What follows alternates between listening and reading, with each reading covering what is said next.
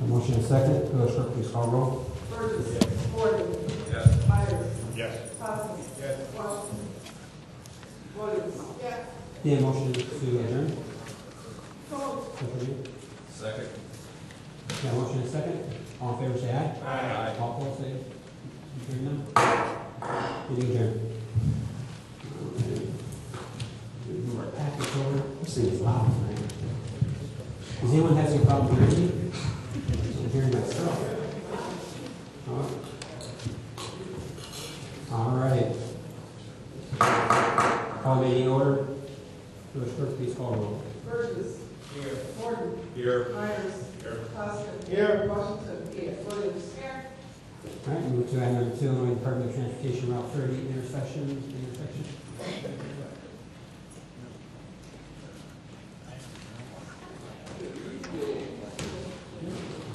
Pass it down, please, Lynn.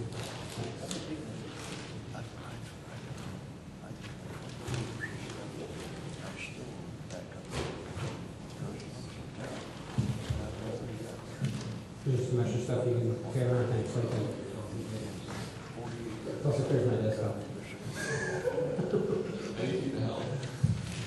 Okay, do you want me to introduce this? Yes. Okay, all right, so I got contacted the village asking for a cost share for some, essentially some light switch outs that they're doing for the traffic signals at US 30 and Transportation Drive.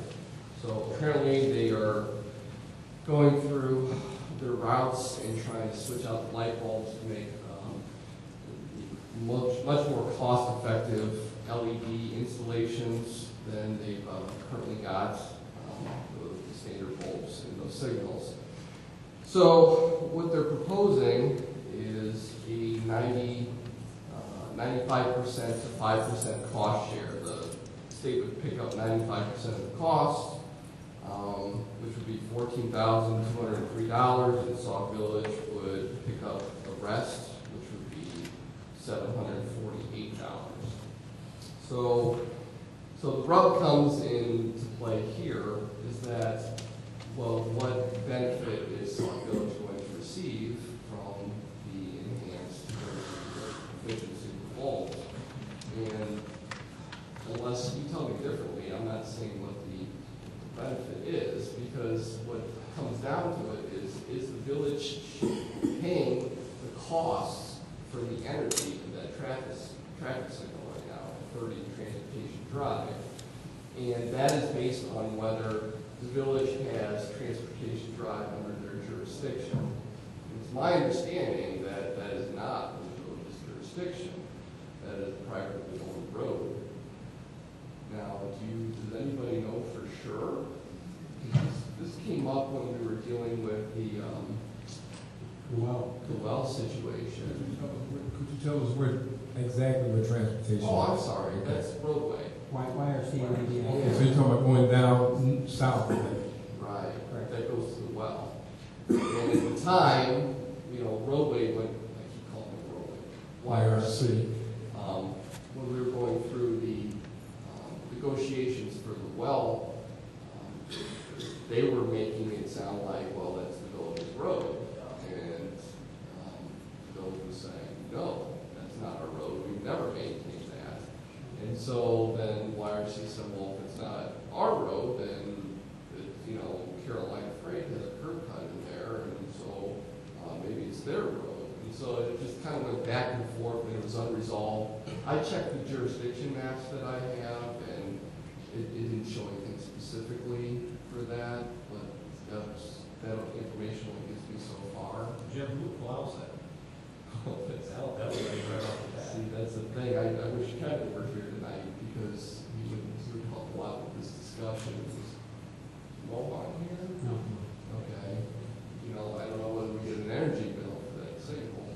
I do know that for a fact that when they were putting the addition on the roadway that they did bring in the field and everything to lay that road all the way back from 32 roadway. So that was not there originally.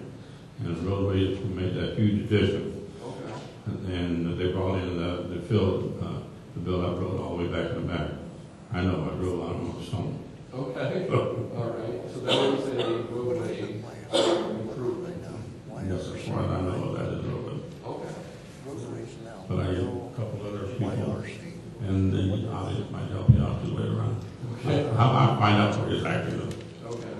I know when it came to the well issue, and we went back and forth on whose road that was, because, you know, we had to get the right of way to go back there, we had to get their approval. Yes. Because the IEP made us get their approval for right of way to get to that well. And that's going down the exact road where they're talking about doing the work. Exactly. And we used the right of way through the field there. We did not use that road for the longest while Right, because it was a private road. correct. And we had to shut all that truck down. That's where they put them at, on a private road. That's where the state police put them on. Trustee Bridges? Just a couple of things. Are we talking about the lights that go down that road from 30 all the way back to the end? Are we talking about those lights that are right there? No, it's just the traffic signal. Or just a traffic signal? Yeah, just the traffic signal. That's The one that's right there on 30. That's it. That's all we're talking about. That's it. And they're talking about changing out the bulb that they currently have to put LEDs in there. No, we need better. I'm serious. We need better clarification. I don't see us, no. I mean, they should, because there's no benefit. I mean, what benefit are we getting and why are we paying to have something done that the state should be doing all 100% of? Why are they trying to share that cost with us? I mean, it's not benefiting the village at all. It's not enhancing anything. All it is just changing the bulb out. And we're helping, I mean, I don't see where there's any benefit. And I don't understand it. I don't think it's part of our jurisdiction anyway. I don't think it is. But then again, they can argue that south of that is Sauk Village, where YRC is located. They can argue that point. But north of that is Fort Heights. I just did a report for the council.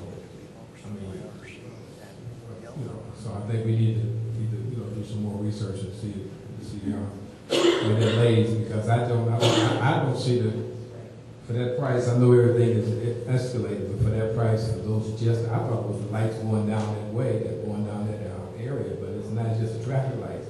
And all they're gonna do is change out bulbs at that price, and we have to pay this. We got other bulbs we can change out right here, right here if they want to do something like that, but not over there. I can't see that. I mean, why are they picking that area and not picking the main area that is within Sauk Village proper?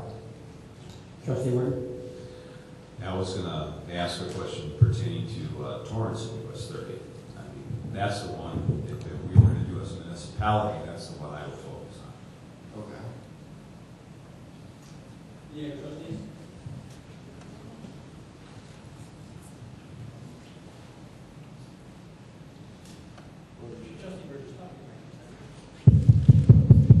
Testing. Testing.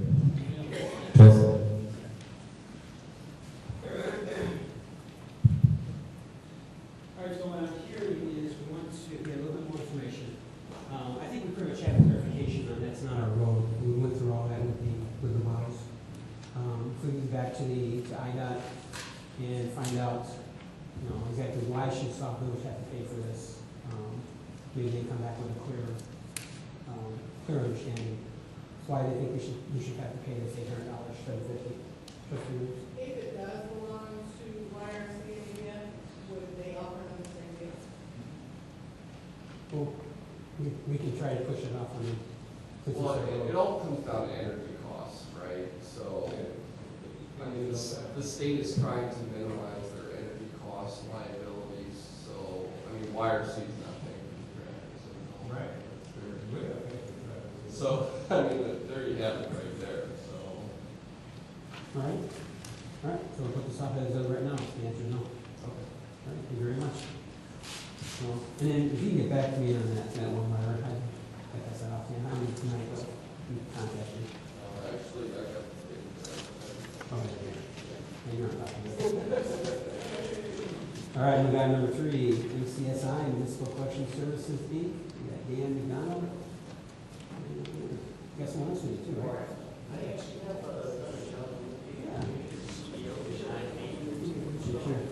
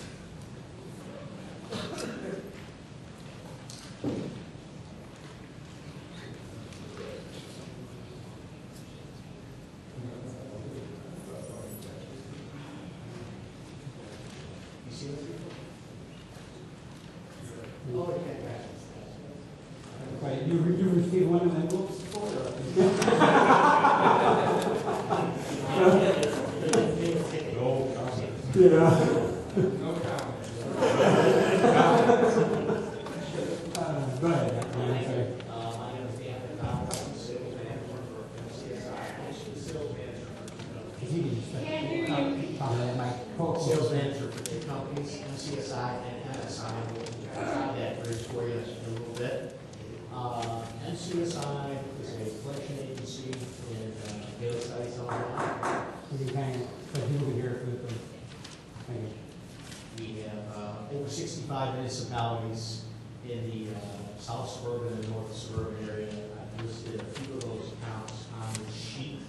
I also provided a list of all of our clients, but just some in the general vicinity.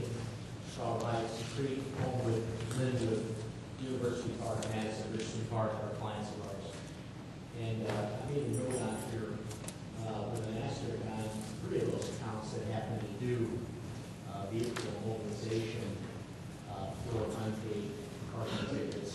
It's my understanding that the village may be moving in that direction in ordinance for moving. So these 3 municipalities happen to do something a little bit more unique in that they have a vehicle equipped with license recognition equipment. And it's a more automated way to be able to go out and find people who are multiple offenders being not getting tickets. The tie there in the MSI side, MSI is an adjudication software company, but we also resell LPR equipment. And Homewood, Madison, University Park bought that equipment from us and made this a very highly automated process. Risky Park stands out among the all the clients because they got that equipment paid for in 5 days from finding vehicles that had outstanding tickets. So, we're here today, and let me just take a quick step back. We're not to introduce Matt Regan, the CEO of the company. Sorry, Matt. I'm going to get you off. I might get you off. Yeah, I get excited about the product services.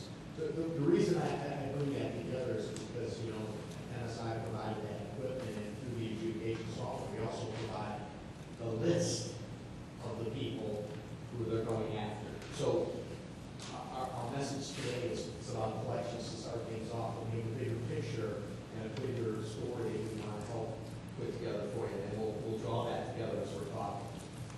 So moving in that direction, MCSI can certainly help. And what we do on the MCSI side is we do collections.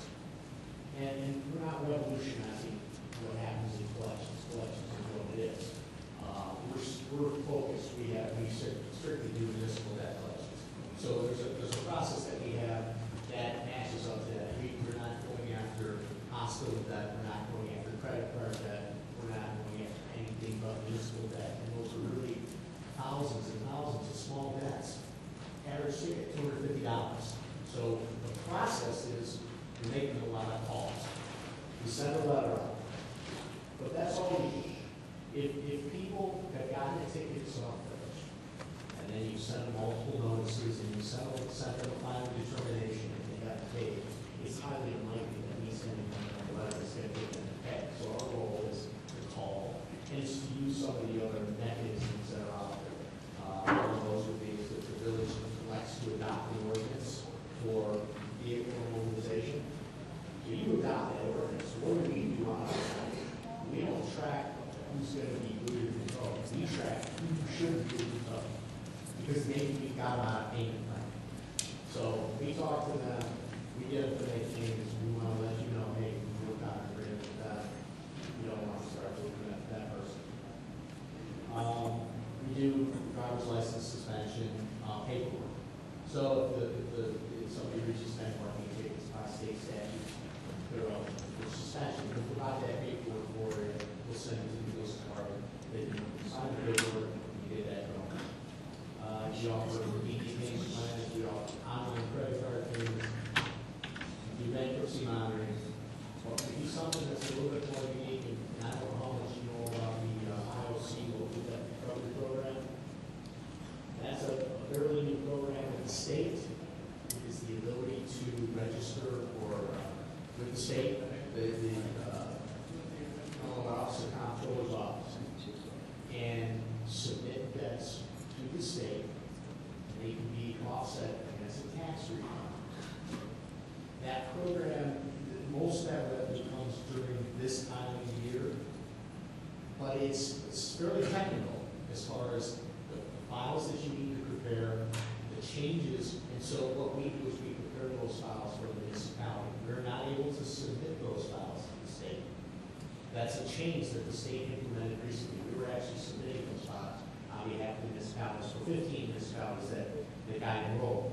The state has come back and said, well, we're not going to let a third-party company submit those files, but that company can still prepare the files, and that's what we do.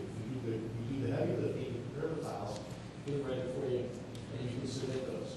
Now, it's my understanding that if you're not in that program yet, but there's some interest. In order to do that, you pass an ordinance, you get an intergovernmental agreement going, and you have some enrollment forms that have to be done through the state. But if you decide you want to move in that direction, we can help you with that as well. The tie that I was talking about on the MSI side, just digress a second. MSI is adjudication software, but not just a hearing system software. It's mobile solutions. Police officers can run that software in their squads. So it's getting away from handwritten tickets. It's becoming more efficient. Those tickets can be issued through the laptops in the squad, but the same process both through as your adjudication system. People don't pay, they make it off the collections. We collect it, we push those payments back into your adjudication software, so there is efficiencies that can be gained down the road, and that's certainly the first stumbling block would be the collection service, but we think there's a bigger picture that we will be presenting as we develop the relationship. From a standpoint of the collection pricing, I believe that you embark on collections with a 65-35% split, may still be under that structure. We're proposing a lower rate, a higher return, so a lower commission for us, a higher return. And if the municipality determines, and I don't know if you're doing this today or not, if you're adding collection fees, or you're thinking about adding collection fees, you can certainly do that. Our agreement is structured in such a way that if you want to add collection fees in, you do that by adopting an ordinance that says you want to add collection fees. And our structure, we discuss that you add those collection fees in, or if not, if you're working under where the tickets escalate, they get to a certain level, you send them collections. Our rate is about 3 points better than what you initially contracted for. So why would we be a good solution? Well, we think in the long term, and because we've got a lot of clients, we do, if you have Chicago Heights and you've got Linwood, it's quite frequent that somebody who gets a ticket in Chicago Heights, Linwood, Madison, Richmond Department, they also get a ticket in Sauk Village. We deal with a lot of repeat offenders. It also means we found in Chicago Heights for a Chicago Heights ticket. We've got their contact information, so it makes that so much easier because we tie those together. Like you collect a Chicago Heights ticket, I can collect the Sauk Village ticket, I can collect the Richmond Park ticket all in one call. So as we gain more, it makes that a better efficient system. You can see some of the results. Bellwood not being close here, but still a large municipality. 38% return. Chicago Heights 25. National Hills 28. Case Crest 48. Oak Forest 42. You've seen the list. There's 67 or 68 people on the list. I don't have the recovery for everyone, but you get a snapshot. There's no real average recovery rate. That's a number that's hard to predict because Sauk Village may not compare to Oak Forest, you may not compare to Lake Forest or Vernon Hills or Mungoline, which are all clients of ours. So, and we do different debt too. Primarily parking, local ordinance, building code. We do red light violations for municipalities. We do utility bills, all rights, and as is do their utility bills. So we deal with a lot of different type of dynamics there as far as the debt is concerned. I guess with that, is there any questions, or have I kind of given you the broad stroke of who we are and what we do? Yes, my first question, you're going to get, your money would be based on collections, correct? There's no contract. Well, there's a contract, but there's no fee. There's no upfront dollars. It's everything is based on if we collect, then we get paid and you get paid. Okay, what type of contract are we talking?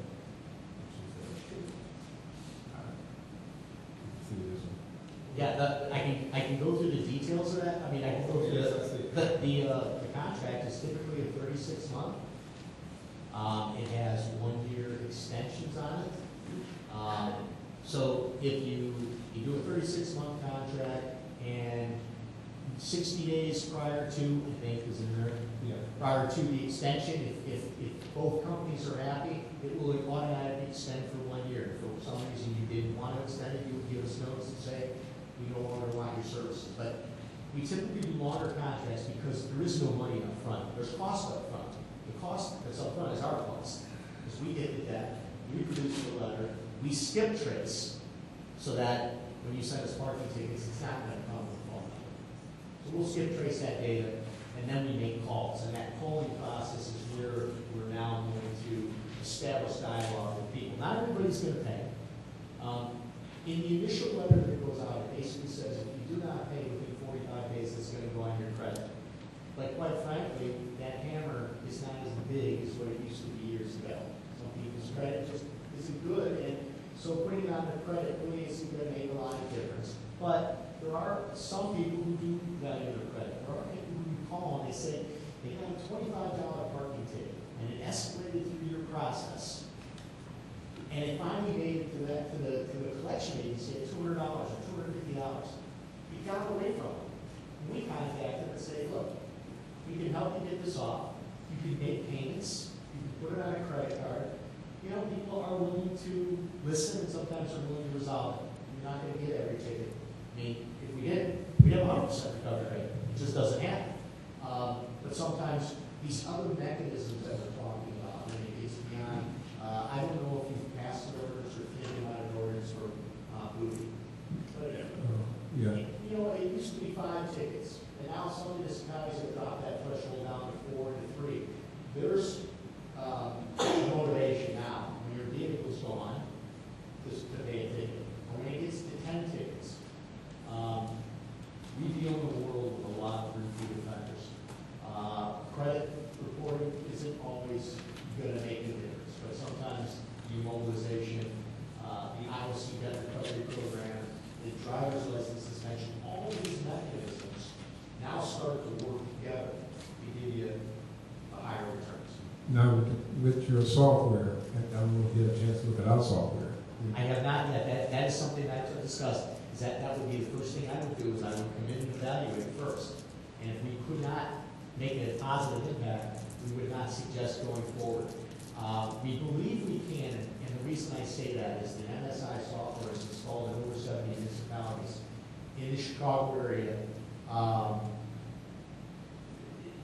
just about anybody you talk to, Richland Park, Madison, Olympia Fields, Chicago Heights, Blue Island, Homewood, South Holland, they're using the MSI software to run their ticketing and their adjudication. So we are confident saying it's a very, very efficient product, especially when you take in mobile solutions.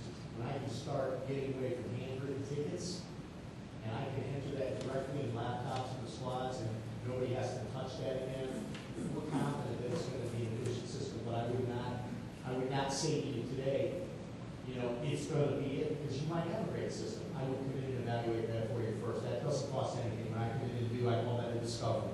I come in and I spend time, I look at what your system does.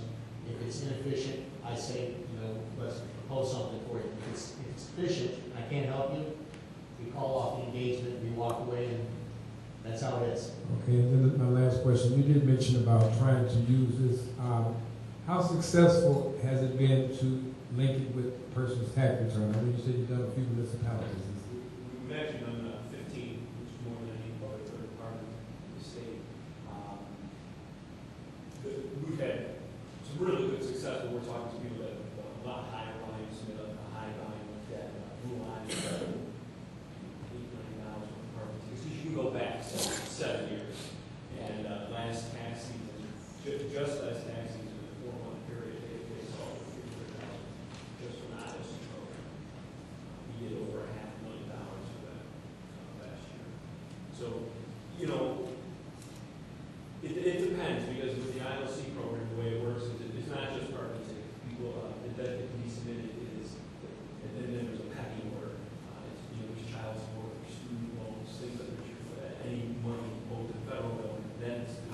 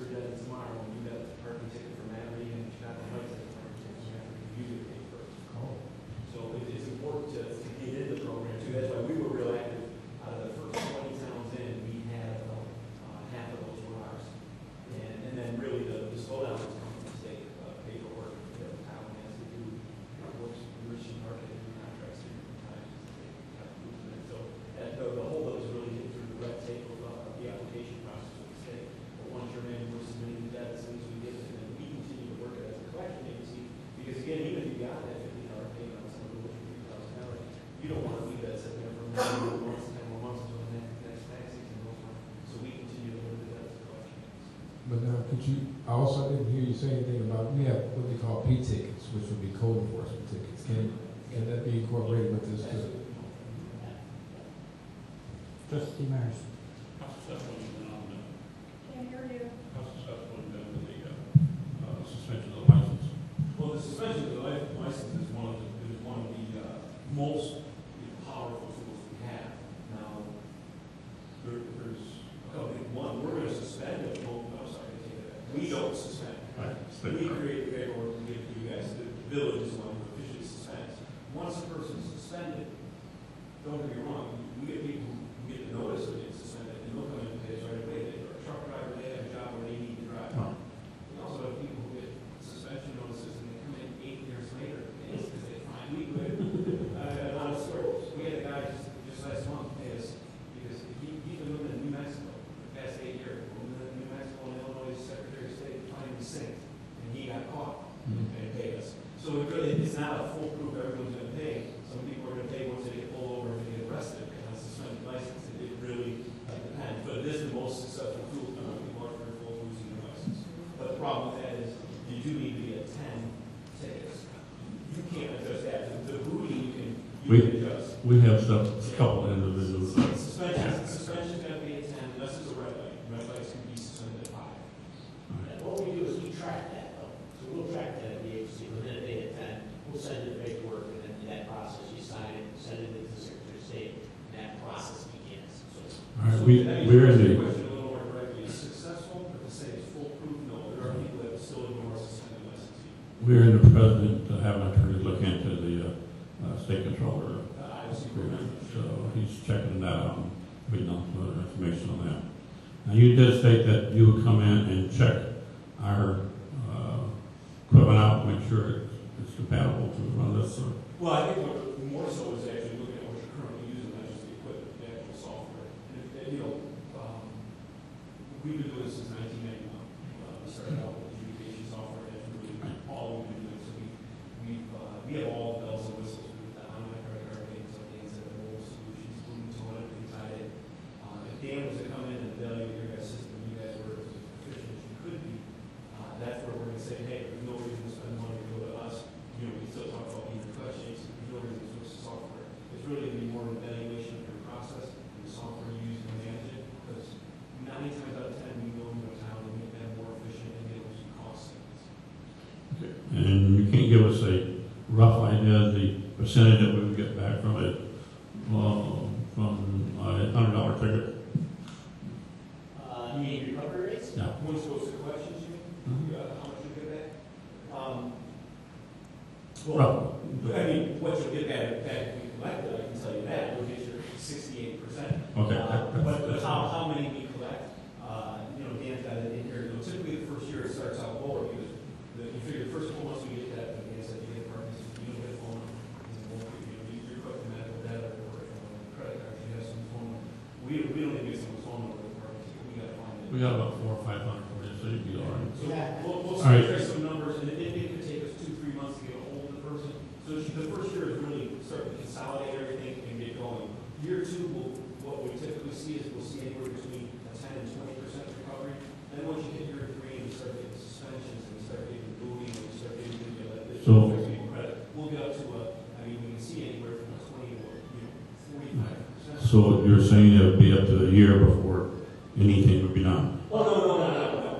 I'm saying it'll be up to over 2 years, so you really peak.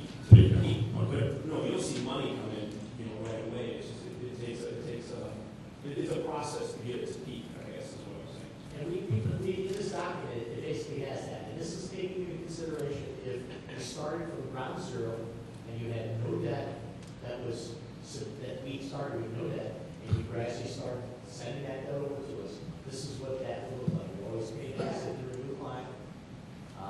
So that's the worst case scenario.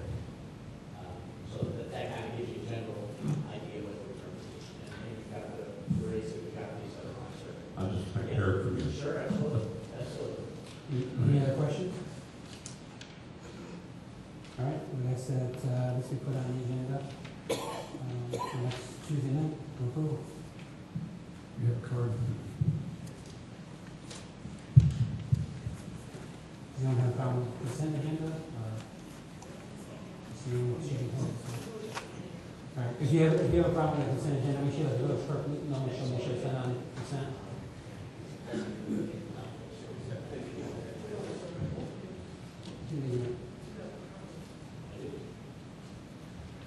Gentlemen, thank you very much.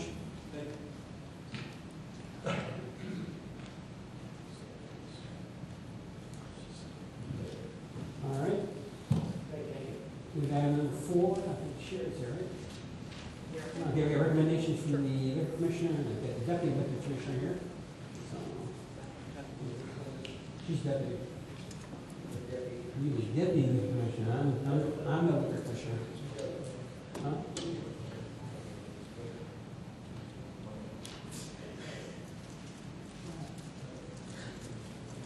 She's the deputy liquor commissioner. Yeah, she is. No, I'm just saying, it should be other than this.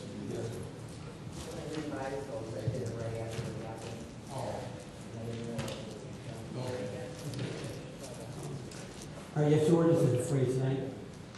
And right.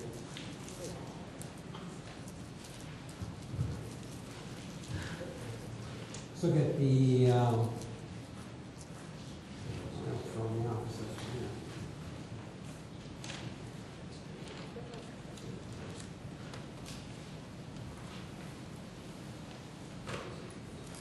All right, first one we'll look at is the number of liquor licenses. So that's the thinner one, that's the one that's on a couple pages, the smaller one. All right, what we've done is took a look at the liquor licenses we have, the ones that are currently being used, the ones that are not currently being used, and pretty much cleaning up the language. And cleaning up any of the existing extra liquor licenses that we have out there. This is right now makes all the liquor licenses that are currently being used, and again, just cleaning everything up, cleaning language out. We had the those attorneys look at currently what we currently have, and again, what we're currently using and what we're currently not using. So basically, are you saying that you're not going to bring any new? This is what we have. So basically, you're not adding any new licenses. If someone was come through and request additional license, they come before the liquor commissioner, and it comes as a recommendation from the liquor commission to the board of trustees will vote on it. Okay, so right now you're just keeping what you have. No, in other words, there are no liquor licenses available. Right, they have to go through, they submit a letter to the liquor commissioner or the deputy, and then we would make a recommendation to the village board if we think they should get one or not, and then the board would essentially make the decision if we should allow another liquor establishment to come into town. Yeah, because I know there's supposed to be 2, well, 1 at least, that's coming in, that's going to, I guess, is the restaurant. Would they would have to come now, there's not a liquor license available for that. Yeah, they would just have to submit a letter that they want, liquor to be served with meals, and then it would get to the board ultimately to decide if they want to extend that liquor license, give them a liquor license. The attorney advised me that there's too many open licenses, and we're like the only community that does that. So she, thought we should eliminate them, all the extras, because I've been doing this for a long time, and these are usually the only licenses that we have. Currently, we have 3 Bs that's for sale. We have 2 A3s, which is the 2 bars, and then we have an R2, Hometown Hero serves beer and wine with meals. Okay, my question is, the new business that opens up, the one that's, where Tom's having that. Tom has his own license. Oh, so that, okay, so it did go, okay, because I was told that he had to go out and get a new license. Yeah. They're not transferable. Okay, so that's taken care of. That is taken care of. Yeah, once his background check and then he came back through, he came in and got his. Now, what about Tom license? It's just no more. No, what, after this, Keep it going until the person took over. Okay. There's no refunds, nothing. He was well They wanted to be open on New Year's Eve. So to do that, Tom had to come in and And get it the took services. quite a while to get the gentleman's background check. I don't know if it's paperwork. Right. But anyways, it came back fine, and so he gave the fee and I issued him the license. Okay. All right, any other questions on this one? No? I just wanted to, our sheet here that has what these different classifications are, I just want to see, we should probably attach that to these ordinances. So we can start off the line. No, I'm talking about, it said here, it says a B1 license, an R license, it doesn't say what those are, this does. This will go. Oh, that's the sheet that I sent. That's our cheat sheet. That's my, Cut my my sheet. ordinance. If you read the ordinance, This is it what doesn't tell that you, sheet does. it doesn't tell you what these are. I mean, just attaching this to the ordinance sheet, not reading it. I think it's on the next one. Right? No, it's not any of them. When I read it, I didn't know what they were. And usually what happens when someone contacts the office and say they want to get a liquor license, they have to tell us exactly why are they getting a liquor license. Is it going to be a package? Is it going to be a bar? Is it going to have food? And again, she has a cheat sheet to tell them exactly which liquor license they're going to need. Yeah, if you go through the old ordinance, it lists exactly what those licenses are for. Like, for instance, B1, it's for retail sale of beer and wine, but not for consumption on the premises. That's in the second, that's in the second. Yeah. Okay. Yes. The ordinance committee looked at it, there's not just a couple recommendations that they would like to set forth, but that is one of the ones that John said upon, that we would put the page to attach to each one of these ordinances, exactly what the license, all the licenses of the town we have in use for. That way we have everything in front of us, see exactly, some kind of very simple, one-page thing, but they put down there, they know exactly what they're on. But I guess the question, That would be attached to these ordinances. I guess the question would it be part of this ordinance or would it be part of the next ordinance that we're talking about? Because this one talks about how many open licenses we have. This one talks about the liquor licenses themselves. We recommend both of them. Yeah, it's okay, both of them have the, listing, different ones. Yeah, no problem. We just make sure you some of these add it. In fact, it could probably be an exhibit. That even I said that's the one attached with the ordinance. Right. You got that? And we got to go to the other one, yeah, right? We're on the number license. No, we're on the number license. Does anyone have any more questions on this one? I actually have a couple of things. Being on the ordinance review committee, I had a lot of time to go over this. In section 4, letter I, basically says some stuff. The owner and the employees of a Class A, that basically goes on. Which one are you on? That's the first one. Liquor license. You're on I'm on number of liquor licenses. He's on this one. The 2 page. Oh, The 2 page. You have anything on this one? No. Anyone else have anything to this one? Okay, if there's no other questions, I'd like to have some consent agenda for Tuesday night. Anyone have a problem with that? All right.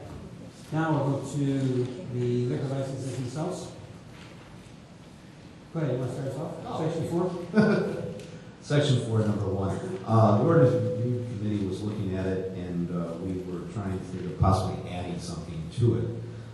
Basically, it says the owner and the employees, and then we basically were talking about must announce last call 30 minutes prior to closing. Because basically what this ordinance says here is they have to be out. Once the business is closed, they have 15 minutes to get out the door. It's just something that we thought we should add in there, that they, in the ordinance, it must say 30 minutes prior to them closing, they have to announce it.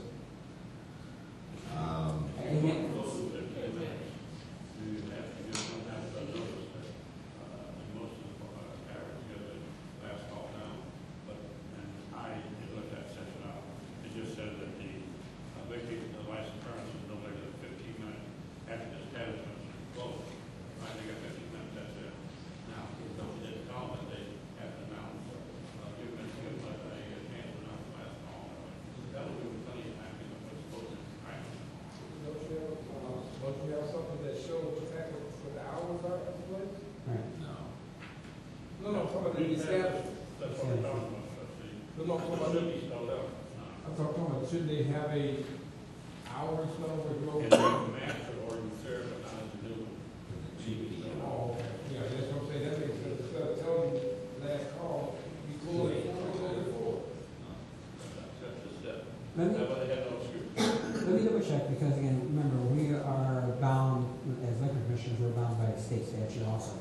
So we can't do anything over and above state statute, but because we're not home rule community. So let me just double check if it's possible, double check with the attorneys. I've got no problem, if the board wants to add that a certain amount of time, and he mentioned 30 minutes, that the owner and its employees must announce last call, but I have to double check with the state statute.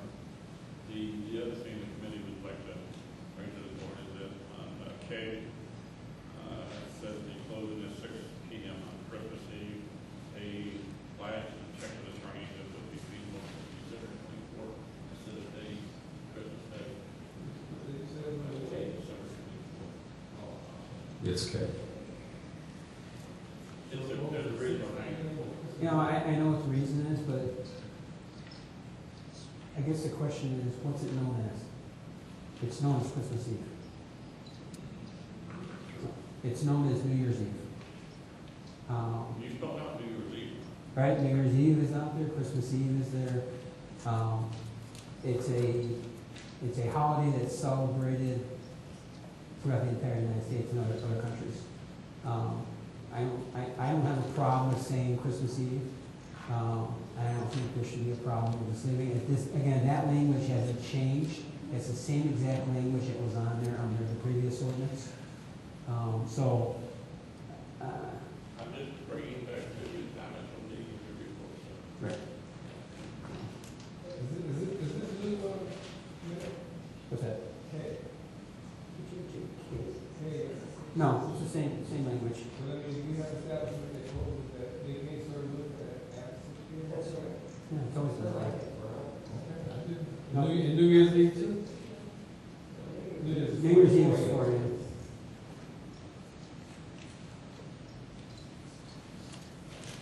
Again, this is the exact same ordinance. What you're seeing is things that are marked out.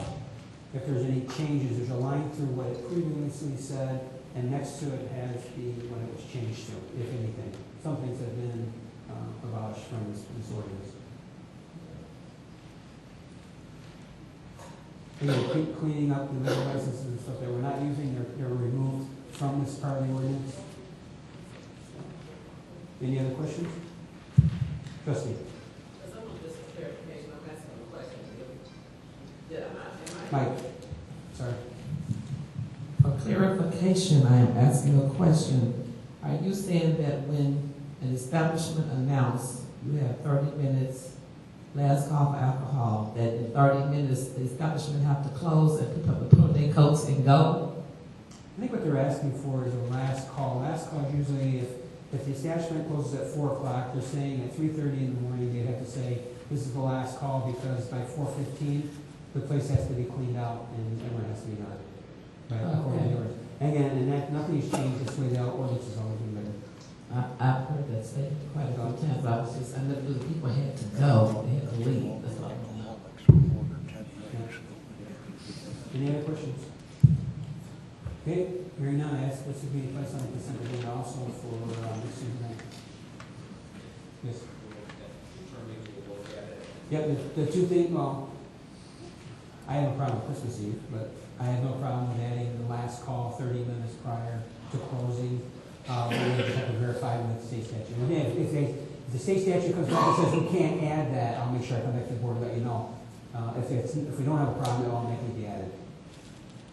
Are you shooting for? That's the consent agenda.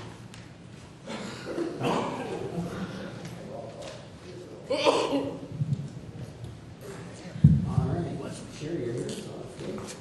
We're going to review fees and fines.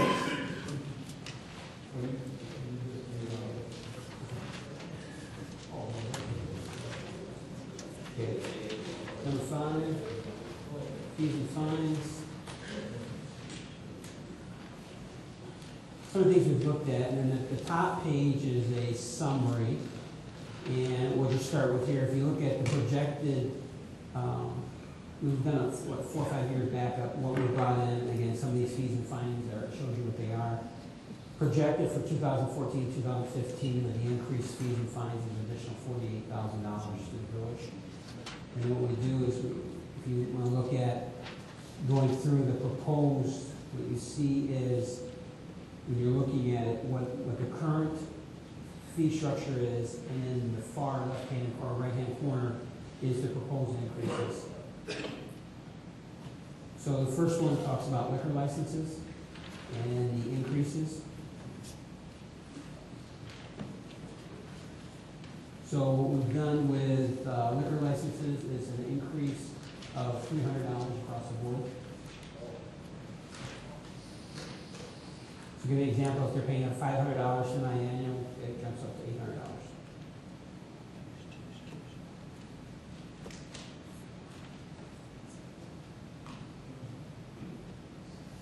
Okay. What's that? Twice a year, semi-annual. Yep. Correct. So, again, right down the line, it tells you all, and then again, if the board is okay with these changes would also be included into the ordinance where you saw the prices in the ordinance already. Yes.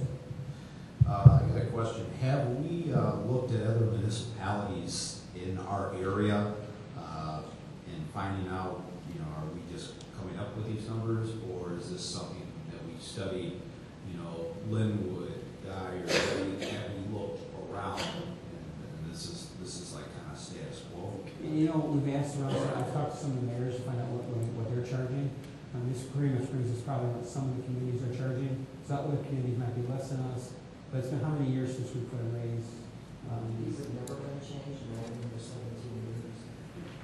There's never been any increase in payments. Right, everything before you, there's increases. But the first one is the liquor licenses, then we get into the second page, looking at animals, these are dogs and cats. When it comes to fees, asking for a $3 increase for, right now, who has a neutered or sprayed animal, or they're paying a $7 license fee, we're raising that to $10. And then for licensing fees for cats and dogs who are not sprayed, it's 25. Okay, there, I'll check there with the arrow, sorry. So it went from 15 to 25. The third page. You guys have a question?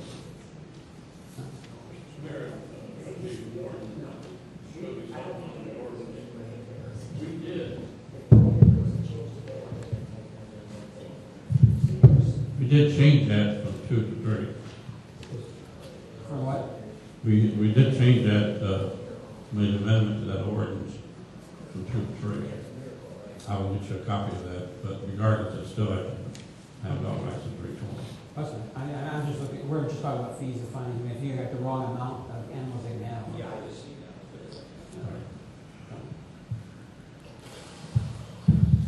All right, third one gets into, if you want, special fees, I guess if you want to call them. We're looking at increases again to the far right-hand side. Jukeboxes, music devices, $50, jumping up to $75. Coin-operated rides, $15 up to $25. Gets into the first machine from 100 to 150, third machine from 20 to 30, and each additional machine after that goes from 10 to 20. When you get into billiards, pool halls per table, from $25 to $50. Seasonal ice cream related products per vehicle from $30 to $50. We got vendors per month from $15 to $25. Manufacturing facilities going from 0.003 to 0.005 per square foot. Retail service facilities, less than 2,000, going from $50 to $100, 2,000 to 5,000 square feet, from $100 to $250. Over 5,000 square foot, from $100 to $250. Scavenger licenses, right now it's $500 a year, going up to $750. Service station for dispensing nozzles from 20 to 30. This is one, the truck terminals, can you decide? Oh, yeah, we're gonna. Truck terminals, leave that at $5, I'm sorry about that, that's one thing we're supposed to change back. Not changing that. Vending machines for cigarettes from $40 to $50. Beverages from $20 to $25. Other ones like gumballs, peanuts from $15 to $20. Machines. Okay, I'm sorry. The first one was dispensing food other than gumballs and peanuts. The next one is gumball and peanuts from $5 to $10. All our vending machines from $5 to $25. Warehouse facilities going from 0.002 to 0.005 per square foot. Any other establishment or business not here within a specified name going from $50 to $150. Let's see here, when respective businesses licenses and license fees shall include 2 health inspections and 1 fire.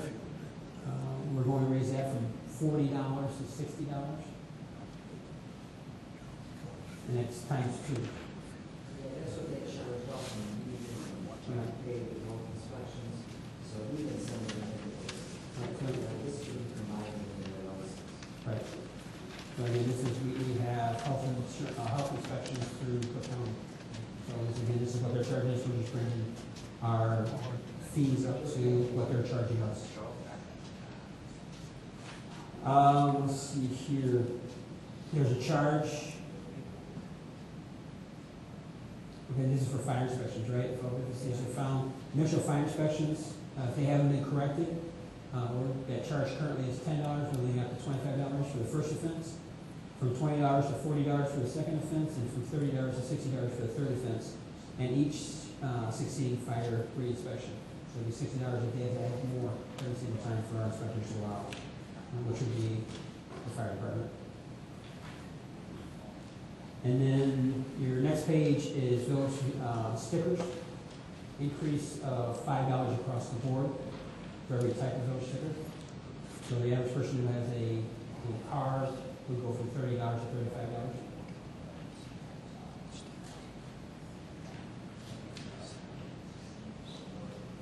Next page, increase for duplicate windshield decal. This is for a village sticker. If you have to get a duplicate one, going from $5 to $15.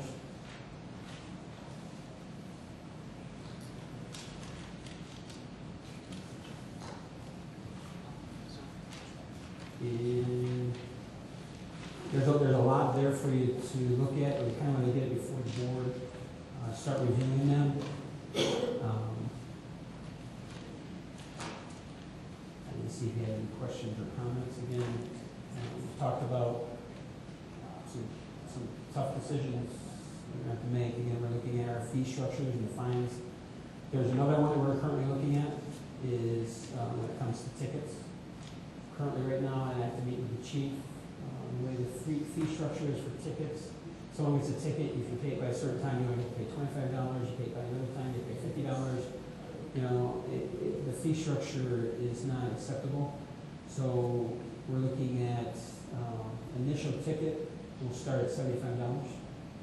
Again, we'll meet to meet with the chief and go through that. Our parking and handicap, what was it, $50, right? $50 for parking and handicap. Looking at jumping that up to $250 for parking and handicap zone.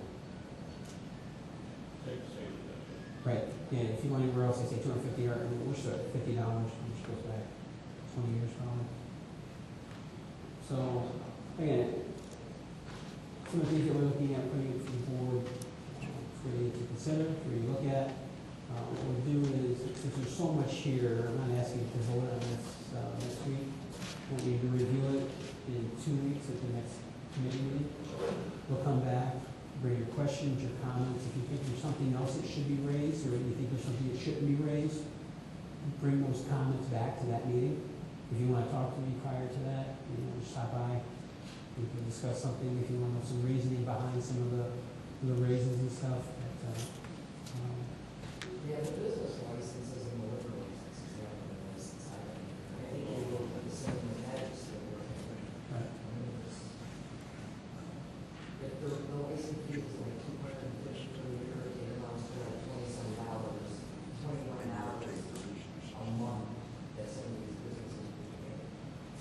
understanding when it comes to liquor licenses, we're not making anything.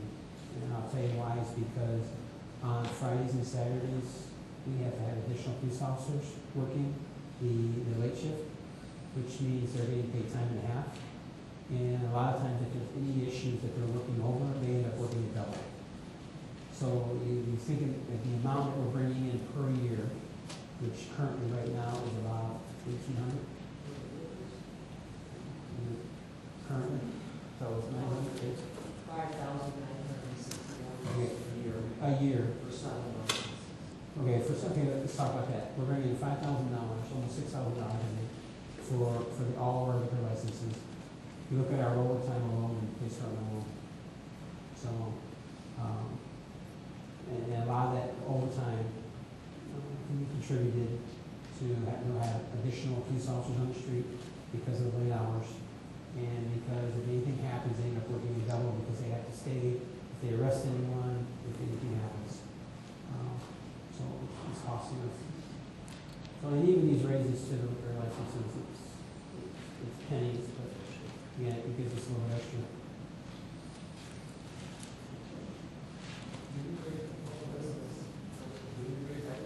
I don't think kennel license, Sherry, we didn't touch kennel license, right? We didn't touch the kennel license, did we? The what license? Kennel. The kennel, is 45 a year. We didn't talk about it. And that covers all. 3 and more. That's what I'm talking about, so they don't have to buy a license each. Oh, no, they need a license, they need to buy a license for each animal, plus pay a kennel license. And it's It's 3 and more. 45, because I checked with the ordinance and. So you didn't change that. No.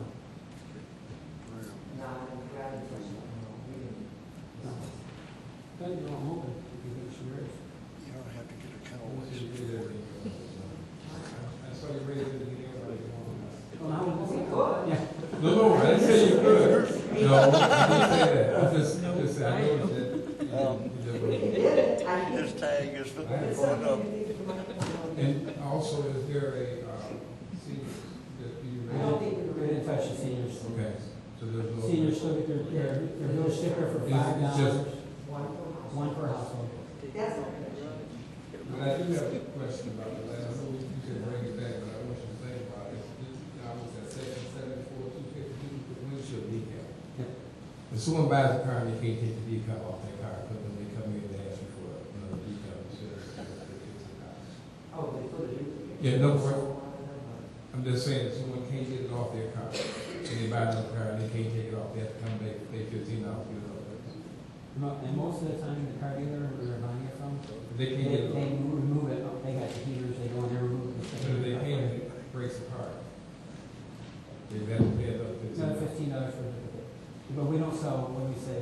We don't sell that for the new kids. Okay, I'm just saying, I mean, is there a given time? But there a time when if they come in May, and we haven't, do that, pay $15 in May, even Well, though the new village stickers go on sale. in June 1st. May, Okay. May and June, so we wouldn't sell a new, we Okay. wouldn't sell a new sticker. Right. Last time we raised the prices, that village price. Well,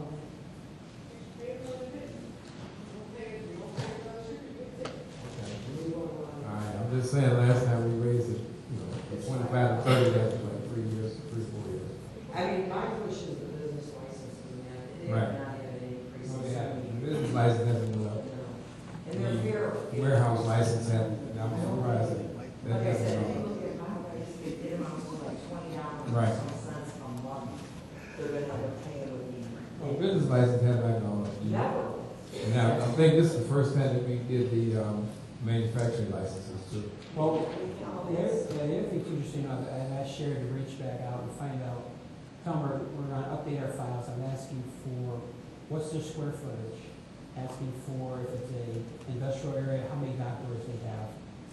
So we can start updating our files so we can see if these businesses and stuff are Well, being she's charged already accordingly. started that today. She went around and she started to count some doctors, because I think some of the businesses have misled the village. I think some of them are being charged enough to begin with.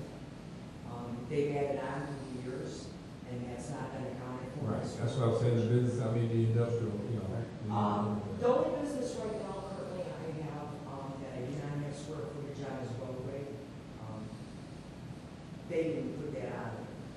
But what I'm gonna incorporate is the mayor suggested I put a spot on it for back doors, because there are fees for those. Yes, there are. And that's included with the square footage.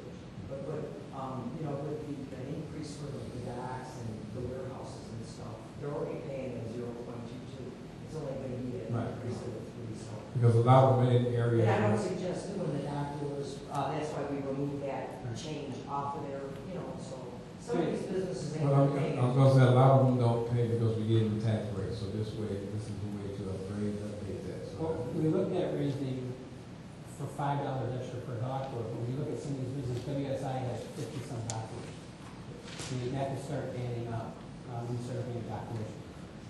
The other thing too is, we're start looking at some of our businesses that have vehicles housed in, say, YRC or ABF, who are not, that we can find, that we're still looking to see, are they buying any real estate? They're gonna try to get away with that because they're gonna say they're not, you know. Well, again, we're gonna go back and look and see what it was done in the past, and we're gonna contact some future, or sorry, some, former mayors, find out what kind of agreements they had, if there were any agreements, or, we'll probably talk to some former trustees also.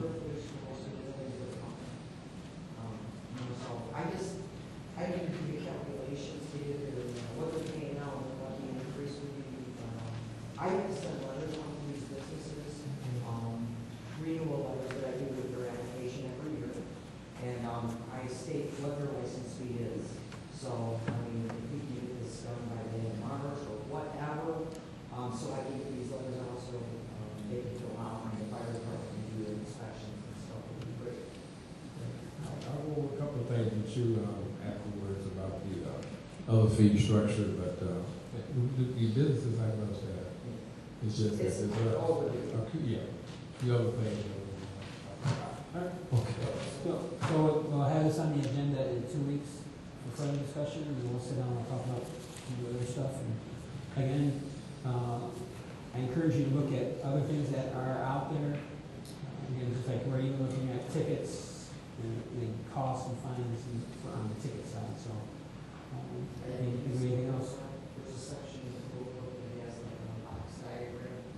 I think it's for tolls and the handicap. I need copies of that and I turn that over to Chief Louise. I think that in his box for you to look at. Review those fees. I can give you a copy of it too because I know this. I figured he needed to answer. All right. Okay. All right, thank you very much. Move to item number 6, ordinance adopting a social media policy for the village of Sauk Village. Trustee Marsh. If the trustee recalls, this was in front of you maybe about a month or so ago, and Chief Holdus requested that he would like the opportunity to run through, see if how close is Maxwell. Come to find out, as I mentioned to him that night, it's almost a mirror to his policy. So he gave it back to me, and he said he has no problem with it making it. His matches up pretty close. I checked with the other departments. The fire department has one that is kind of old and it does the way out. The chief kind of likes this one better than the one they have currently as a guideline. And I don't believe at this present time that the water department has one. However, there's one section of the ordinance I want each and every one of you please take a look at. It's Exhibit A, page 8. Just take another second and read the guidelines. Make sure each and every one of you understand them, and you will get phone calls. And basically, if the phone call will ask you how can the village monitor or check on my personal website. The attorney says to inform me that if you are an employee of this village and you do write something pertaining to whatever, and it is in violation of this ordinance, we do have the right to ask to see your personal computer and look at that. So I just want you guys to make sure that you look at that one that I just asked. And please, if you have any questions, you can call Mr. Barnes, and he'd be glad to explain it to you. But otherwise, it's almost a mirror policy to the PD, and it matches up to at least 4 of the other communities around the area. So, Mr. Mayor, once again, I'd like to ask that this be put on the agenda for passage next week. Thank you. Do you have problems or issues with this? Not going to put it on the consent agenda?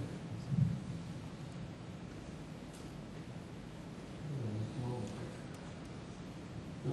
Okay, consent agenda for next Tuesday night. If you have any problems getting the village clerk before Tuesday night or before Friday, we'll move it. Item number 7, public comment. All questions or comments are directed to the mayor. Each speaker will be given 3 minutes to comment on the topics of their choice. Each speaker will be allowed 1 opportunity to speak. If you have anything, please come to the podium.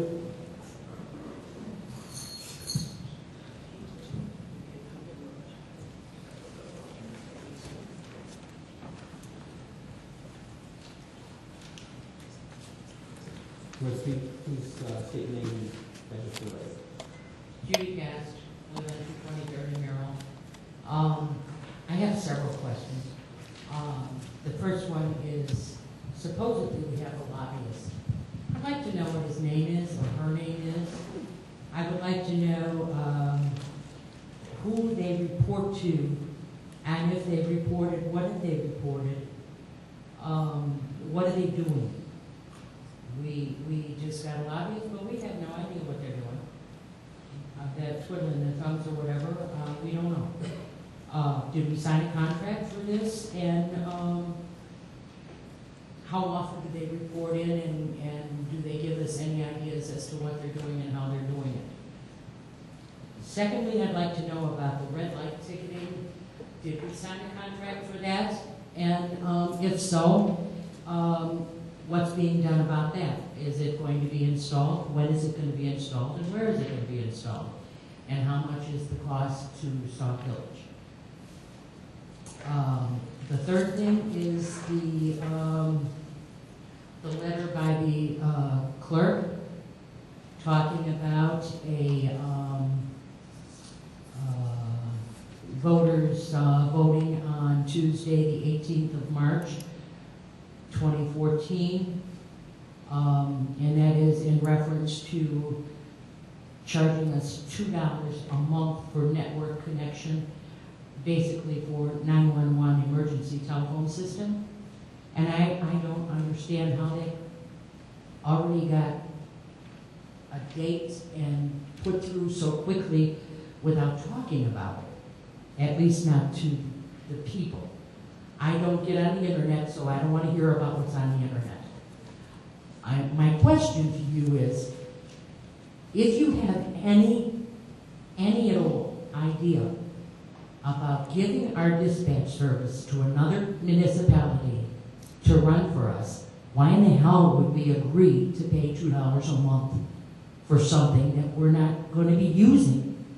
And then we'll get another surcharge because we'll be using the other municipality and we've got to pay them. We've got state-of-the-art equipment here in Sauk Village. If we need an update and we need a $2, I have no problem with that. But if you're going to farm it out to somebody else, then we'd be paying twice. And I disagree with that. And I think the people need to know that. If you have any idea at all about giving our dispatch service to somebody else, then we don't need this election, let alone the $2 increase. All right. Hopefully I have all the questions. Name of our lobbyist is Al Ronan and Associates. Al Ronan. I think it's Al Ronan Inc. or Al Ronan Associates. They are Springfield and they provide us updates probably about monthly or bi-monthly. In fact, they're putting together some information for them. They're getting ready to go back into session in, I think it's March or April. So I have projects that we're presenting to them. In fact, it just so happened I grabbed it in my paperwork tonight, it's sitting on my desk. Road construction projects, priorities. We prioritize roads We're looking at infrastructure, water infrastructure improvements. We're presenting loops that are needed in Sauk Village. We're looking at additional lines. I can tell you, I've got everything right here that we're putting together, we're still working on, so that our lobbyists can take it to Springfield and present it and try to get some money. We know that the governor keeps on talking about there's all kinds of money out there for infrastructure projects. So our lobbyist is hitting the governor. He's been talking to our state reps. In fact, I know he has because I just talked to who was that? O.G. Sims, if I remember right, and he knows that he knows him, and he knows he's already been talking to him. So he's out there and trying to get money for Sauk Village. So again, these here that we're presenting, this one project alone for road construction projects, we're presenting $1,982,000 we're asking for in that project. Let's go through and look at the cost, total cost. On this one here, for total project costs, we're asking for $5,150,000. These are all for infrastructure. Again, we broke it down by priority. So they're taking this stuff to Springfield, so that's all I can tell you on that one. But they do provide updates, and I talk to them probably about every other month to find out what we're doing, and they're constantly contacting us and finding out what we need. Some grants and stuff out there that are out there, they're a percentage, which the village has money, so there's nothing we can do. We can't take a 80-20% or 90-10, especially on a $1 million project. So they're keeping us aware of things out there. There's just some things that the village is not able to participate in. So the red light status, I just talked to the chief about that the other day. They came back out and re-looked at some of our lights. They didn't think there was going to be enough traffic or enough flow to those lights.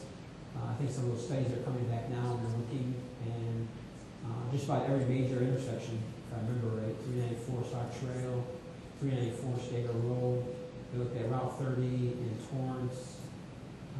So our major arteries out of Sauk Village have all been looked at. So I'll do is I'll ask the chief if he gives an update at the next board meeting. So it's good things bring that back before us. So I appreciate that. The letter from the referendum. It was discussed at a board meeting. I mean, you might have been out of town, but it was something we did discuss. And the wording is terrible. Right now, you're paying $1 per line. And it's asking the residents if they'll increase it by $1. But the way it has to be worded is saying $2. But currently, you're paying $1 per line. The referendum is asking for an increase of another $1 per line. The money that's coming in, the 911 brings in what was it, like $70,000 a year. It doesn't even pay for what needs to be paid for. That's one reason for the increase. The increase came as a recommendation from the fire chief. In fact, he came the night that it was discussed. So that's where we're at on there. I know there's a lot of talk around town about the dispatch center. All you say is it's a hard decision. It's a decision that the board is going to make. I was a dispatcher for a cadet when I was a cadet. So, but again, we talk about hard decisions and tough decisions. Nothing's come before this village board yet. Is there people contacting us, other agencies saying, hey, we can do a joint dispatch? I know I'd say yes, they are. But it all comes down to the numbers. And what's the number? I can tell you right now, we're paying almost $600,000 a year for our dispatch center. So, I mean, I have to look at the residents and say, if someone came back to me with a cost savings, if another company came to a cost savings and said, I can save you $300,000 a year, how many of you can honestly sit there and say that I shouldn't even look at it? I mean, we have to look at how much money we can save, and at the same time, my heart's in there. I mean, I ran radios, I answered phones, I did ride-along program, I did filing over there when I was a cadet. So it's a hard decision. But I said there almost every single meeting for how many months saying that this board's got to make tough decisions this next year. So, we're making tough decisions. And maybe something that we don't want to even consider, we're keeping an open mind about it, and we're looking at it and saying, is it a cost savings for the village and for the residents? So, But all I can tell you is, it hasn't come before this board yet. So when the dispatch center, if it ever does come before the village board, I'll be looking to the residents for advice also. But in the end, it's the amount of money, if there's any money that can be saved, we will continue looking for ways that we can save the residents money and be able to take money, because again, it was part of the state of the village address about how we're in financial difficulties. So we have to look for ways to be able to continue moving forward. You know, it does us no good to say we can make payroll, we can barely make our pay our vendors' bills. You know, we have to be able to continue moving forward. So that's where we're at there. Again, the way it's worded, it's difficult. The referendum. And the referendum did go through committee. It was voted on. It did get sent in the way it was supposed to. So it's all part of, it came up the next time that there was a voting for the people to vote. And that's where it came into March. I think it was March, right? So, all right. Any other questions or comments? I have several questions and comments. My name is Francine Anderson, and I live at 1606 216th Street. I sit here and I just heard your discussion on saving the village money, but I also have some concerns about this that is put forth about the 911 center and the emergency phone and where you're going to increase the money. I just heard you give an explanation on how that is going to help pay some of the money because you're not actualizing money. But then I also know that this board agreed and increased salaries for every employee of this town who is already well paid, who just received an increase in their salaries. Then I also heard you say the $600,000, but I also know that you budget $500,000, $500,000, in which you gave a law firm in your recent budget. So I am pretty perplexed about what you're presenting.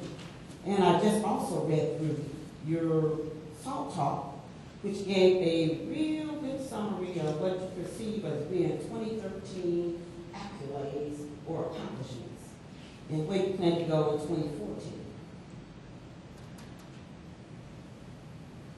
You repeated several times that you plan to save the village residents money. I wish you would be very clear, or if you can, sir, can you break it down so that even I can understand it at an elementary school age level, because the explanations you just gave did not add up. 1 plus 1 is 2, not 3, 4, 5, or 6.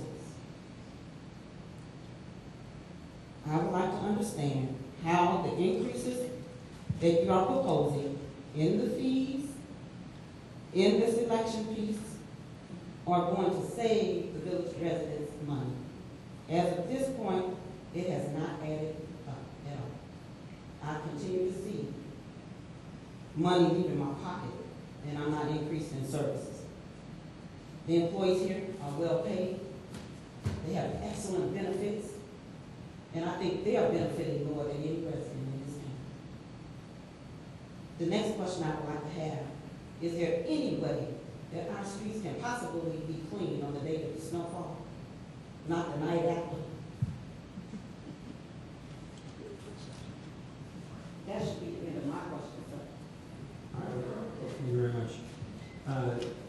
When it comes to salaries, just so we're clear, the salaries aren't part of the 911 increase in the fees and stuff.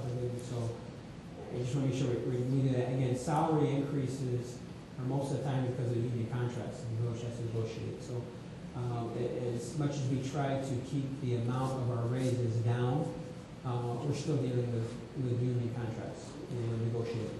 So when it comes to that, attorney bills, the attorneys came up, what is it, about a couple months ago, 2 or 3 months ago. They showed compared to a year ago how much money we saved.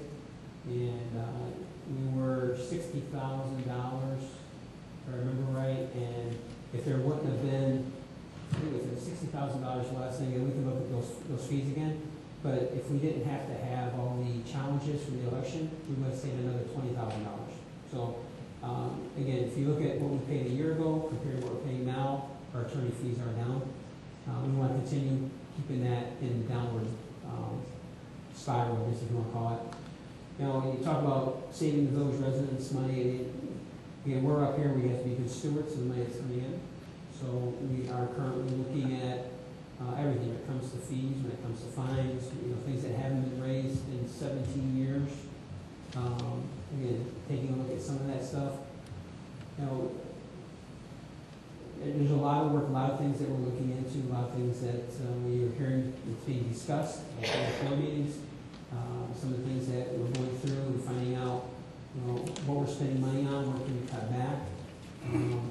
So again, when I meet with department heads, we talk about overtime. Overtime has to be cut back. We talk about the dispatch center. Overtime has to be cut. And we talk to the police department when it comes to public work. But it's difficult. You talk about streets being plowed. You know, first of all, I have to say I think our public works department is doing a fantastic job. And I'll be honest with you, you go to any other community, you won't see what you see in Sauk Village. I have people that tell me it's amazing about how the streets are clean. You know, the other day we had probably one of the worst snowfalls, so we have almost 7, 8 inches in a short period of time. They were out there plowing those streets. You know, the previous weekend we had snow. I was over trying to think where, I know what I heard on the radio. I'm going to work on a Tuesday, and they're talking on the radio about how Munster, Indiana had all their streets clean and over because of the snow they had over the weekend, and they were hoping to be able to get to their side streets on Tuesday and Wednesday. You know, our streets were clean, all of them, by that weekend. So I talked to someone who went to Chicago Heights the other day, talking about how they got off on one of the side streets, and it was terrible. You know, they almost got stuck driving down the side street. So, I mean, our public works does a great job, but again, they're out there working, and again, they get paid overtime because of the amount of hours that they're putting in. You know, they'll come in, they'll work 8 hours, they go home, they sleep for a few hours, and then they're back out there doing the streets again. Police department, we talked to the chief about looking at our overtime in the police department.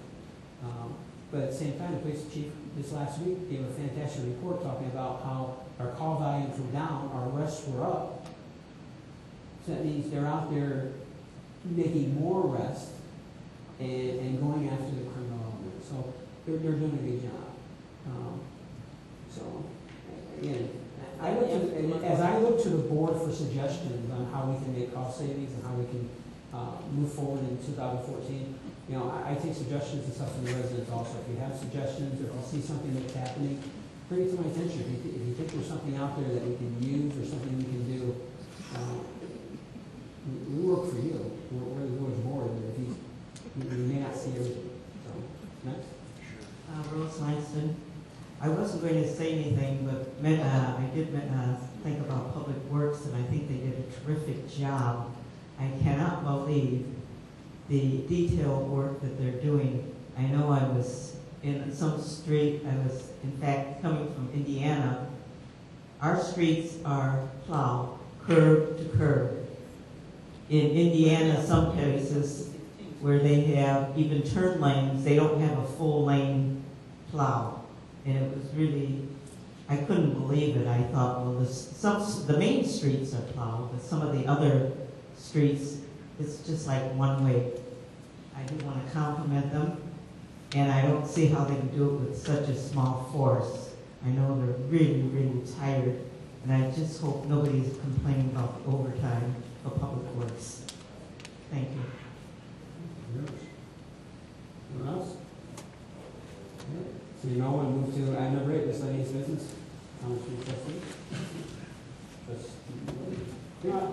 I think we have a mic right here. Oh, sorry, Trustee Burgess this time. Trustee? I just have a couple things, Mr. Mayor. First of all, that low interest loan, do we have got the money yet? The 4.9. Yeah, maybe, let me explain about the 4.8, almost $4.9 million. The village doesn't get the money. Okay. What happens is that money's already put aside in Springfield. We do have the money, if you want to say. And what happens is as the work's being done, the bills get sent to the state. Of course, I have to sign off on it. And they pay the money. If you remember looking at the loan, it says so much money went for engineering, so much money went for buying stuff, so much went for construction. So as that work gets done, I get the invoices submitted to me, I sign off on them, and then send them to working through Robinson Engineering. They verify everything, and then everything gets sent to the state, and the checks get cut from them. The village doesn't cut the check. If it was up to me, I'd like to have $4.8 sitting in savings accounts, so we can draw the interest, but we don't get to draw the interest on it. Okay, the second thing, we did send out for bid, Jim is gone now, we do have a company that's gonna do the construction, correct? We already approved it. That's what I'm saying, we do have that, so therefore we already know. In fact, I got a thing today that they got a company for a dumpster who's not a contractor, garbage scavenger in Sauk Village. So I had to send them information to show them they had contacted the public to get dumpster. They're supposed to start work on the wall number 3, start turning on next week. I just want, because there was some questions that people were asking, I just wanted to make sure I want to put it on the record that we don't have the money. We don't get the money. The money, we have to be billed, and we take those bills and we get reimbursed. Correct. Or we pay it out from it. Correct. So we approve the payout with the state, we call it state, IEPA, whatever it's And then, is there a date when we start paying? Not after the work, after After all the work has to be completed in 365 days. After 365 days, Say after the work a year. is completed, then we start. Start paying it, okay. Clarify some things, okay. That's all I have. Good thing I can remember. I'm surprised I remember anything today. Wow. Trustee Myers. Just a couple of things. As a reminder, judges are still needed for the essay judging for Student Government Day. Judging will be here next Wednesday, 6 o'clock. If you'd like to be a judge, please contact myself or the village clerk. And we're still looking for donations for Student Government Day. And again, if you'd like to donate, please contact myself or the village clerk. And the Community Outreach Partnership Committee will be meeting here on the 25th, next week, Tuesday at 6. And we have the mayor. Do we have an executive session?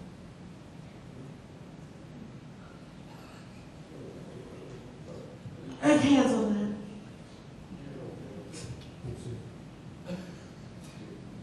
Yeah, I tell you what, we can do is we can move the executive session to the end, if you'd like. Community Outreach Partnerships will be meeting here next week, Tuesday at 6 p.m. We've invited the mayor and the chief of police to be present for that meeting. And I'm looking forward to being here. Why, thank you. So if the village clerk would please contact that presenter, let them know we're going to move to the end of the meeting. We would thank you very much. That's all. Thank you. Do me a favor, can you send me an email or writing at the time my date's on? Trustee Marks. Just a couple of things. Sherry, we're on Thursday about 1 o'clock to go over some of this stuff tonight. All right. And then we dealt with the freezing temperature below 0. We dealt with 70 some odd inches of snow. Well, starting tonight, we're going to get the rain. So just be careful, and you're going to probably get some flooding. They made a report tonight that the ground and water had no place to go. So, and I had to comment that our public works did a good job on this last spring snowstorm. That's all I have, Mr. Mayor. Thank you. Thank you.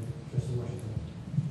Thank you, Mr. Mayor. Just one really quick thing. The alerts that we get from the village clerk about different things that's going on in the village, I was just wondering, is there another way that we can disseminate that information to other entities in the village, like the schools, since we do get so many alerts about schools being closed and schools opening delayed, and the businesses. I've been talking to several residents about the alert. A lot of people don't know about it. A lot of people don't have computers. I thought that there was a flyer in the back, like a fourth of a sheet, that gave the instructions on what you could do to get those alerts to your phone.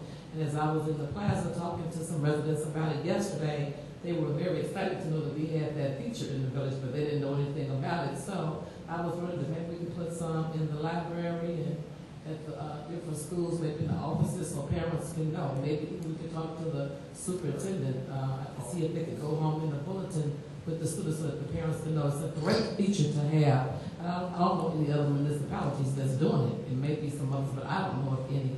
To just have your phone to get alerts to let you know what's going on in the village. It is, I want to know about approximately how many people do we have participating? Well, at this point, we're almost at 100. And it has also been on the Sauk Village Marquee for about 2 weeks now. So I've been telling everybody I can. I've been asking others to tell others. And it's been posted in the hallways in Sauk Talk. As a matter of fact, there's several school board members who are on the e-class. Okay. So, and I get a lot of information from school board members to post. That's how I get a lot of my right-of-way information about the school district 168. I get it from them. So anybody knows of making more people aware of it, feel free. I saw again in the next Talk. I saw on there, I got an alert about, the line dancing was closed Monday because of the inclement weather. So I need to get that from, Trustee Costa. So I just think if we can take those around, I know I'm willing to, and if we can just maybe let a lot of more residents know about it, I think we can get probably a good 500 people by the summer, because people want to know what's going on. I would love that, but then I'm going to make copies for you, and I have them in your box on Friday. But that's what I did. Yes. And that concludes my report. Thank you, Mayor. Trustee Morgan. First of all, I want to commend the Department of Public Works. They have done a fantastic job, but you always get those phone calls from residents that say different or otherwise. I got a few phone calls, and what I did is I jumped in my car, and I went out, and I looked. And a lot of those were just maybe residents that were a little disgruntled. Maybe their snow was pushed into their driveways, but as far as I could see, they did a fantastic job. There was one street that I went to, which was on Poplar, and I went over there, and the resident was correct. There was only one side of the street that was really plowed. The other side wasn't completely finished, but they did make 2 passes. So what I did is I found out who the foreman was on that night, went out, and I spoke to him. And I asked him a question. And we spoke, and after that, that man immediately went over to that area and took care of that street. I mean, I don't know what else, these employees can do. I mean, anytime they have a problem or concern, I've told them, and they go on it, Johnny on the spot. So my hat's off to them. Just to let everybody know, I'm surprised Mr. Myers didn't say anything. We need to focus on our fire hydrants. A lot of municipalities are doing this. If you have one in front of your house, dig it out. If you would be so kind to help the municipality out, do it at your own discretion. But of course, if there's a house fire and the fireman can't unscrew that, that's going to be a definite problem for either your house or your neighbor's house. Also, storm drains. If you can get to those storm drains, better start chipping at them, because like Mr. Burgess said, if the water has nowhere to go, it's going to start puddling up. So if you can clear off your storm drains or try to clean them out, it'll help you out. And because what it's going to do is going to puddle, and then it's going to freeze, and then it's going to turn into an ice skating rink, and then somebody could fall. So at your own discretion. That's it. Thank you. Thank you, Mr. Mayor. First of all, I'd like to add my thanks to the Public Works for the good job they're doing keeping the streets clean. I think they're doing an incredible job. I want to bring up to everybody that not tomorrow, but next Wednesday, the 26th, will be the pet clinic over at the community center, where they will be offering shots for the animals here in town. We also have flyers in the back for programs that I'd like to see get started over the summer here, so that we can get going with having programs for our kids this summer. Pick them up in the back, fill them out, turn them in, so I have an idea what we can do. Also Saturday will be the makeup game for the basketball program, so we will be there all day playing basketball. We'll have a couple hour break in between, but we got games at 11, 12, 2, and 3. So if you'd like to come by and watch a basketball game, you're more than welcome. That's all I have, Mr. Mayor. Mr. Mayor, what time are those hours? Thursday, 9 a.m. to 1 p.m.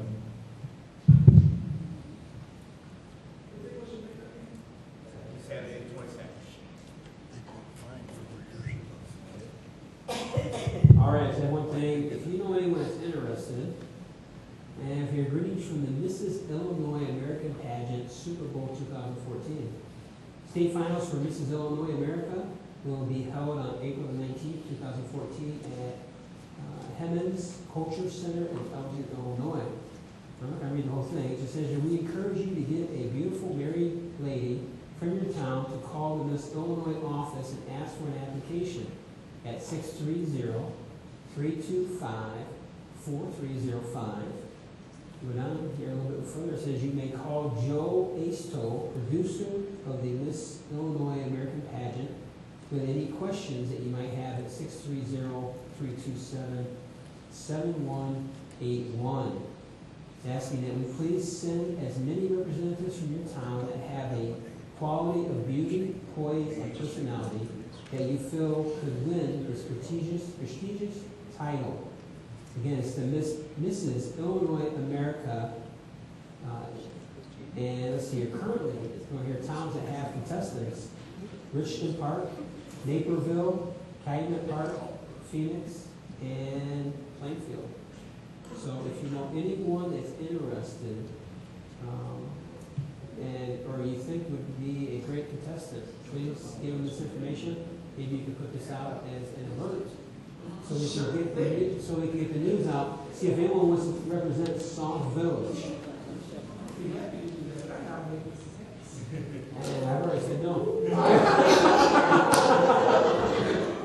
And none of my daughters are married, so they can't be in either. So, with that said, I ask for a motion to adjourn. All in favor, say aye. Aye. Meeting adjourned.